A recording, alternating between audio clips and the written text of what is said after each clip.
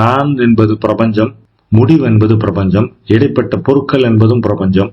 அப்ப நான் என்பது தெய்வீகம், இல்ல இருக்கிற பொருட்கள் அனைத்தும் தெய்வீகம். இந்த பிரபஞ்சம் முழுவதுமே தெய்வீகமானதான். நான் எங்க போவேன் அப்படின்னு கேட்டா எங்கேயும் போக முடியாது. ஆனா ஒரே விஷயம் என்னன்னா, ஒரு மிகப்பெரிய மாற்றம் இந்த உலகத்தில் இந்த எனக்கு நடக்குமானால் அது என்னன்னா, நான் மூலமாக இருக்கிற அந்த இறைநிலையிலிருந்து நான் ஒவ்வொன்றாக பரிணமித்து வந்தேன்.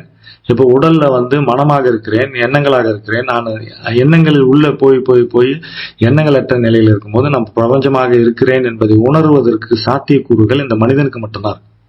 அதனாலதான் கான்சியஸ்னஸ் அவேக்கனிங் தான். இது வரைக்கும் நான் விழிப்புணர்வு பெறாமல் இருந்தேன். பெறாமல் இருக்குது. நான் வேற, மனிதர்கள் வேற, நான் வேற, இந்த உலகம் வேற, நான் வேற, இந்த நேச்சர் வேற, நான் வேற, இந்த பிரபஞ்சம் வேற நினைக்கிறோம். நான் தான் பிரபஞ்சம், என்னுள் பிரபஞ்சம் இருக்கிறது. காட்சிகள் எங்க பாக்குறோம்? உள்ளதான் பாக்குறோம். கண்ணு வெளியே இருக்குது, வெளியே பொருட்களை பாக்குறோம், உள்ள படக்காட்சிகள் உள்ளதான் ஓடுது.